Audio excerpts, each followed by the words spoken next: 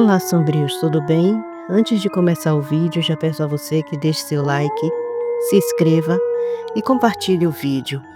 Gosta do nosso conteúdo e deseja ajudar o canal? Clica no botão de valeu e contribua com o que seu coração desejar ou seja membro. Faça parte do clube de canais, acesse o link na descrição do vídeo e veja qual categoria é mais confortável para você e faça sua inscrição. Também não esqueçam de hypar o vídeo, porque isso ajuda no engajamento. Eu estarei deixando o Pix na descrição do vídeo e peço a todos que dão valeu que troquem pelo Pix. Não importa o valor, vai estar me ajudando muito, mas estejam à vontade para ajudar como quiserem. Desde já eu agradeço. Nicholas encarou Osíris, a expressão marcada pela confusão e pela irritação crescente. A luz da manhã filtrava-se pelas copas altas das árvores, espalhando manchas douradas sobre os rostos tensos. A brisa úmida que vinha do rio trazia o cheiro forte de barro, peixe e flores silvestres esmagadas, mas o ar parecia pesado, quase sólido, como a tensão que pairava entre eles. "Mas que diabos deu em você?" disparou Nicholas, a voz baixa, mas dura como aço. "Precisa se controlar." Boris, ainda ofegante e mancando, olhava fixamente para Osíris. O brilho reptiliano que vira nos olhos daquele ser ainda lhe queimava na memória. O estômago revirava como se estivesse diante de um predador que o observava não como igual, mas como caça. "Mas o que ele é?" murmurou sem esconder o assombro. Osíris respirou fundo, os ombros largos subindo e descendo num esforço visceral para se recompor. O brilho predatório esmaeceu, mas não sumiu. Ele abaixou a cabeça como quem carrega um fardo antigo demais e disse com a voz grave e embargada: "Me desculpem, mas aquela canção, ela me deixou estranho." Silêncio. O tipo de silêncio que engole o mundo, em que nem as araras gritavam, nem os bugios se moviam, nem mesmo os insetos pareciam ter coragem de se anunciar. Só o rio ao longe se ouvia borbulhando preguiçoso entre as pedras. "Eu sou fruto da minha própria loucura", continuou, a voz quase um sussurro, mas cheia de peso. "Um experimento que não saiu como eu esperava. Sou um crocodilo que pensa como um homem, uma fusão de duas coisas. Sou como um lobisomem, só que um crocodilo." A confissão pairou no ar como uma sentença. Nikolai e Boris se entreolharam, absorvendo a revelação. Não sabiam o que dizer, e por um instante parecia que o Pantanal inteiro estava ouvindo e aguardando. Foi Nicholas quem quebrou a tensão. A voz firme, como quem precisava avançar, custasse o que custasse. "De que serpente você está falando?" Nicholas perguntou para o caçador. Carlos respirou fundo, sentia o peito apertado, como se cada palavra fosse um risco de não sair vivo dali. Ainda assim, encarou os 4 homens, ou o que quer que eles fossem, e respondeu. "Chegou na noite retrasada, uma carga especial. De início parecia uma garota comum, mas ela tem uma beleza indescritível. A pele branca como leite, cabelos, cílios, sobrancelhas, todos brancos. E os olhos?" Ele fechou os olhos por um instante como se a lembrança o queimasse por dentro, dourados de um brilho surreal e hipnótico. Nikolai e Boris trocaram olhares inquietos, o coração de ambos acelerando como se já pressentissem a resposta. "A descrição dizia para mantê-la isolada", continuou Carlos, a voz grave tomada de um medo mal contido. "Numa cela fechada, sem grades, apenas uma porta de metal, e que ninguém deveria olhar para ela, porque ela era uma serpente." O silêncio voltou a pesar, mas agora carregado de incredulidade e temor. Osíris cerrou os punhos, os olhos faiscando como brasas verdes. "Na noite passada, Carlos prosseguiu, a voz embargada. De alguma forma ela estava controlando as sucuris. Ela cantava. Não era um som que os homens conseguiam ouvir, mas os animais sim. As cobras se moveram por ela. Eu a coloquei para dormir. Ou os outros a teriam matado. Ele olhou para cada um deles, o rosto endurecido pela decisão que acabara de firmar em si mesmo. Ela é como vocês, uma troca-peles. Ver aquela garota foi como... Ele hesitou, buscando fôlego. Como uma segunda chance. Eu não vou desperdiçar. Boris avançou, a dor em sua perna esquecida pela urgência da pergunta, o rosto endurecido e a voz carregada de raiva contida. Quem atirou em mim? Está entre os homens para quem você trabalha? Carlos o encarou em silêncio por um instante, os olhos pesados de culpa. Depois assentiu devagar. Sim, é um caçador como todos os que estão lá. O vento soprou mais forte entre as árvores, espalhando cheiro de lama e folhas apodrecidas. O Pantanal parecia escutar, um cúmplice mudo daquele pacto que começava a se desenhar, feito de revelações, desconfiança e a promessa de sangue.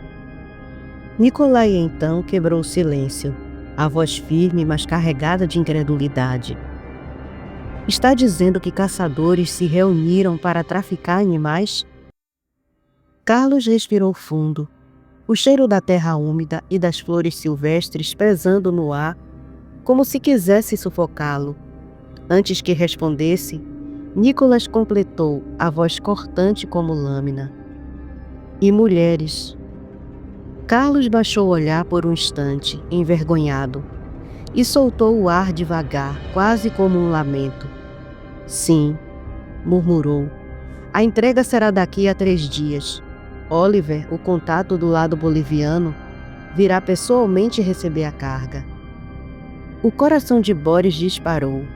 O rosnado que escapou de sua garganta pareceu ecoar pela mata em volta, misturando-se com o canto distante de uma arara vermelha.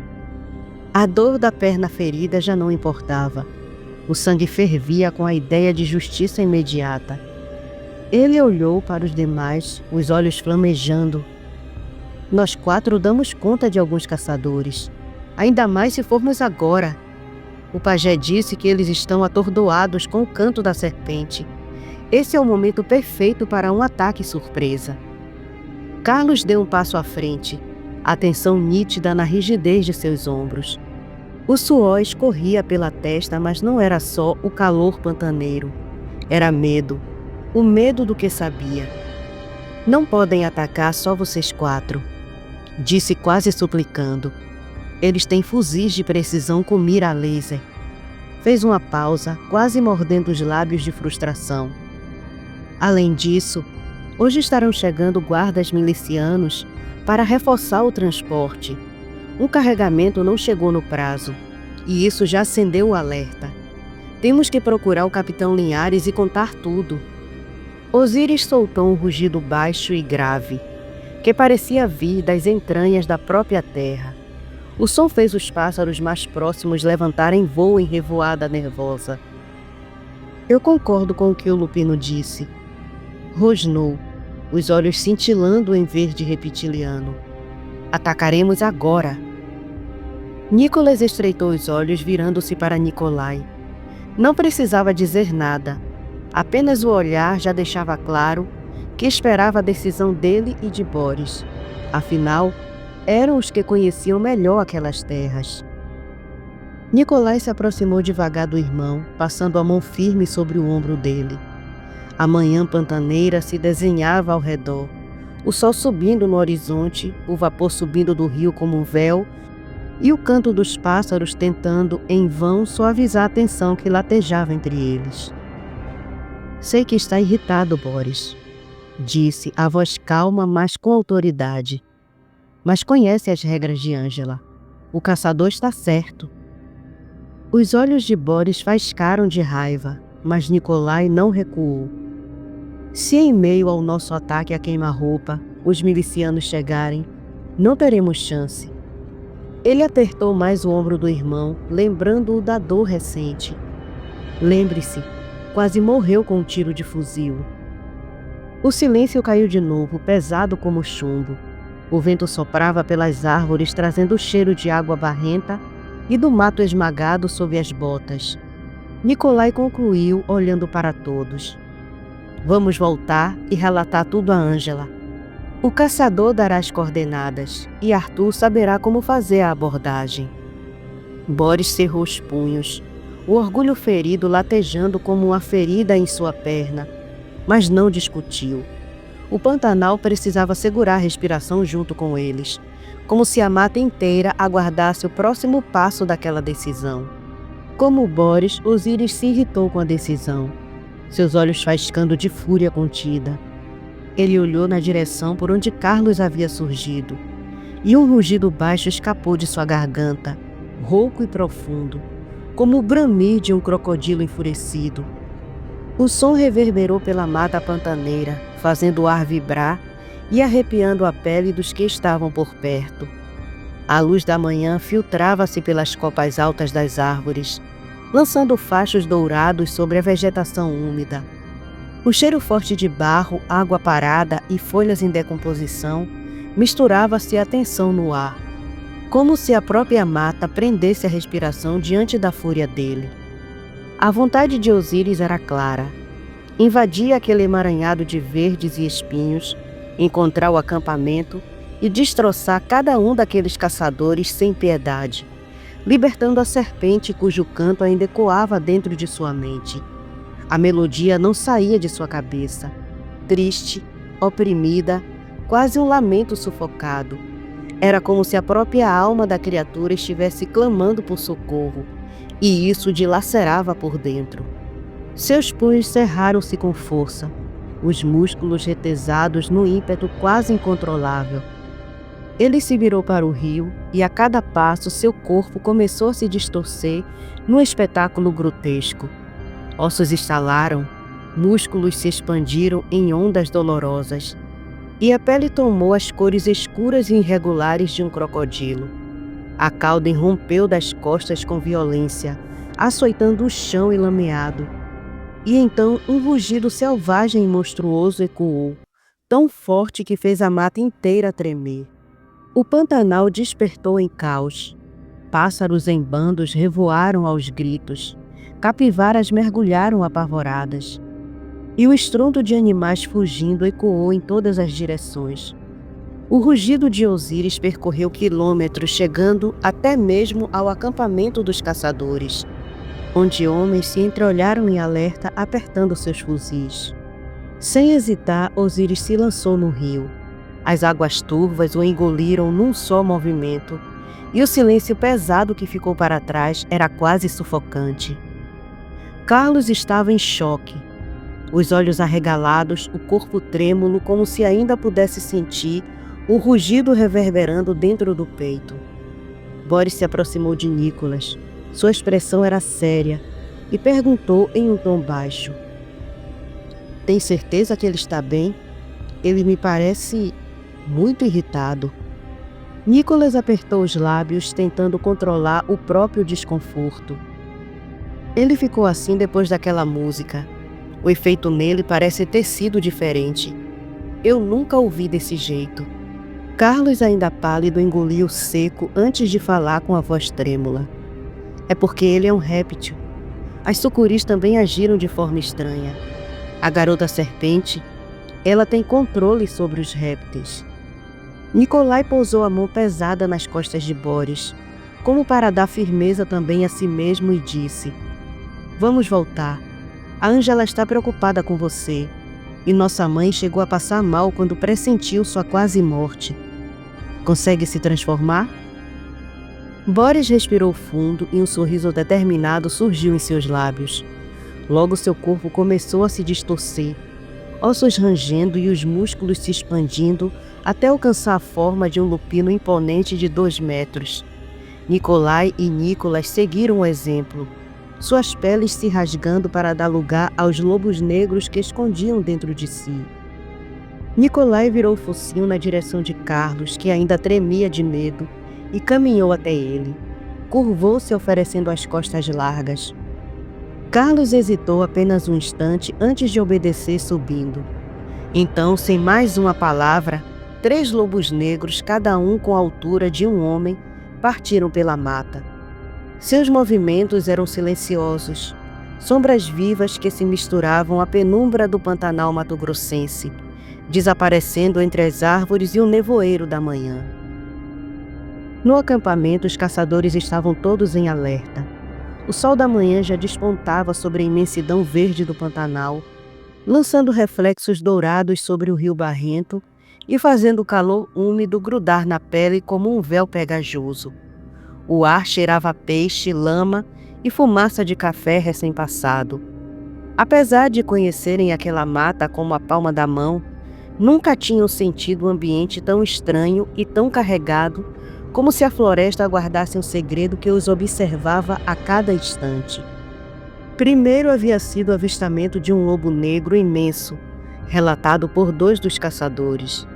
Depois a briga da onça, que, de acordo com Carlos, não era contra outro animal comum, mas sim contra um lobisomem.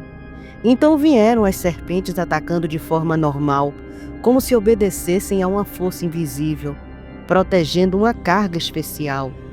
E agora, aquele rugido, um rugido que nenhum deles jamais tinha escutado antes, gutural, primitivo, tão profundo que parecia ter vindo das entranhas da própria terra. Miro, o caçador que atirou em Boris em sua forma lupina, se aproximou de Xavier, que estava na varanda da cabana. O homem mais velho fitava a vastidão verde da mata com o senho franzido, como se tentasse decifrar os mistérios ocultos atrás das copas. "Quando os reforços chegam, chefe?" Miro perguntou em voz baixa, quase receosa. "Esse lugar tá me dando calafrios." Xavier olhou para o relógio de pulso, suspirou e respondeu sem tirar os olhos da mata. "Já devem estar a caminho. Eles virão pelo rio, que é mais rápido." O vento trouxe o cheiro forte de água misturado ao de carniça distante, lembrando a todos que estavam no coração de um lugar onde a vida e a morte se misturavam a cada instante. Xavier, cansado, deixou a varanda e entrou de volta na cabana. Passou por um dos guardas que vigiava o corredor e disse: "Vou descansar um pouco. Quando o coronel Abrantes chegar, me avisem." Os caçadores assentiram com um gesto rápido. Xavier se dirigiu a um dos quartos, deixando-se cair pesadamente sobre a cama. O cansaço venceu rápido, e o sono dominou como um bote certeiro. Enquanto isso, na cela da garota albina, um silêncio opressor reinava. O chão frio ainda grudava em sua pele e a dor latejante dos dardos cravados em seu peito e na perna a lembrava de sua condição de prisioneira. Mas ela não era comum. Respirou fundo, seus olhos dourados brilhando na penumbra, e sentiu um aroma se espalhando pela cabana. Café. Um detalhe banal para os homens, mas para ela, um marcador. Era hora de agir. Ela se preparou como uma serpente antes do bote. Conhecia aqueles homens. Sabia o quanto estavam privados de tudo, vivendo no limite, rodeados apenas por lama, suor e medo. Presos em suas próprias carências. Ela usaria isso. Usaria a fome escondida nos olhos deles, a carência que o isolamento despertava. Assim que ouviu os movimentos das outras grades sendo abertas, endireitou o corpo lentamente, sentou-se e respirou fundo. Seus lábios se entreabriram e ela começou a liberar feromônios no ar, invisíveis, mas carregados de um poder primitivo e inevitável. O guarda mais próximo foi o primeiro a sentir. No início foi apenas uma curiosidade estranha, um cheiro doce, quase floral, mas que não combinava com a podridão da cela ou com a rusticidade da cabana de madeira. Ele franziu o nariz tentando identificar. Em seguida veio o calor. Um arrepio percorreu sua nuca e o coração disparou em um ritmo ansioso, como se tivesse bebido aguardente de uma vez só. Seus olhos buscaram instintivamente a figura da garota. Ele abriu a portinhola maior, que ficava na altura dos olhos, na parte superior da porta. E quando seus olhos encontraram os olhos dela, ela já o observava. Olhos dourados, intensos, brilhando como sóis aprisionados. Ele engoliu seco. A sensação deixou de ser apenas curiosidade e se transformou em desejo. Um desejo cru e avassalador que queimava dentro dele como febre. Sua respiração ficou presa, o corpo inteiro arrepiado, e os pensamentos começaram a se embaralhar. Ela não precisou falar. Bastou inclinar a cabeça levemente, um gesto quase inocente, mas que nos sentidos dele soou como um convite irresistível. Os lábios dela se moveram em um quase sorriso e a respiração dele acelerou ainda mais. Cada passo em direção à cela parecia inevitável, cada músculo do corpo obedecendo a um comando que não vinha da mente, mas da carne. Quando sua mão tocou a chave presa no cinto, não houve hesitação. O desejo havia engolido o medo, o dever a razão. Tomado pela vontade primitiva de possuí-la, abriu a porta da cela com mãos trêmulas. Os olhos fixos naquela pele branca como leite, que parecia brilhar mesmo na penumbra. No fundo, uma parte dele sabia que estava se entregando a algo maior e perigoso. Mas já era tarde demais. A serpente o tinha enfeitiçado. Assim que a porta começou a ser destrancada, a respiração da garota albina mudou. Seus olhos dourados cintilaram como brasas vivas. E um calafrio percorreu o corpo do caçador. Embora ele não entendesse o porquê, o cheiro úmido e quente do porão se misturou a algo novo. Um odor primitivo, de réptil, de selvagem, do rio e da morte. O corpo dela começou a contorcer-se. Primeiro os ossos estalaram como madeira seca se partindo, os músculos se retorcendo sob a pele alva. O pescoço alongou-se de maneira grotesca.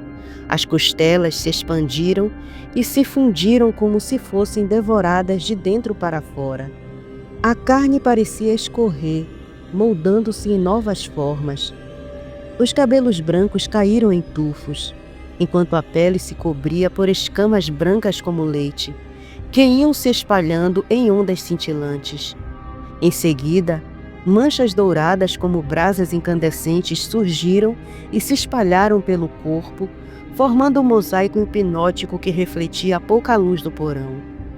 Num crescente horrível, o corpo humano desapareceu por completo, substituído por uma massa viva e monstruosa, uma sucuri colossal de 12 metros de comprimento e 2 toneladas de pura força muscular.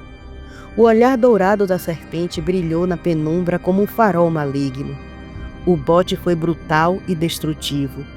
Não houve tempo para que o caçador entendesse o que via. A sucuri atirou-se contra a porta de ferro, ainda entreaberta com a violência de um trovão. O impacto ecoou como um raio dentro da cabana, um estrondo metálico profundo que sacudiu o porão e reverberou pelo chão de madeira acima. O metal rangeu, retorceu-se e se arrancou das dobradiças, lançado contra a parede oposta. O caçador foi esmagado entre a porta e os tijolos, como um inseto sob o martelo. Ossos quebraram-se em um estalo seco. O sangue espirrou e o corpo caiu como um trapo inerte. A serpente não parou. Sua massa imensa avançou pelo corredor como um ariete vivo. As escamas brancas e douradas refletiam a luz fraca, como se fossem feitas de marfim e osso. O ar ficou pesado, impregnado pelo cheiro de ferro, suor e medo. Alertados pelo estrondo, caçadores desceram as escadas às pressas. Mas ao se depararem com a visão impossível daquela anaconda colossal, de olhos dourados flamejantes, seus corpos simplesmente paralisaram. O terror os dominou por completo. Armas erguidas tremiam nas mãos, mas não houve tempo para tiros. Ela avançou com a inevitabilidade de um avalanche. O primeiro foi atingido pelo corpo maciço da serpente, lançado contra a parede e esmagado num baque surdo. Outro tentou disparar, mas a cauda o atingiu com a força de um tronco caindo, partindo-lhe a coluna. O último gritou, mas seus gritos se perderam no estrondo dos ossos sendo esmagados, no ranger da madeira e no ruído reptiliano do corpo colossal deslizando. Não houve luta, só massacre. Quando rompeu o porão e emergiu pela saída, o sol do Pantanal já iluminava a mata, pintando a sucuri com reflexos dourados, como se fosse uma criatura saída de um pesadelo divino. Os pássaros levantaram voo em bandos, animais fugiram em disparada, e a floresta por um instante pareceu se curvar ao seu poder. A serpente desapareceu entre as folhagens úmidas, silenciosa como uma sombra branca e dourada, deixando atrás de si apenas o eco do horror e o sangue dos caçadores esmagados.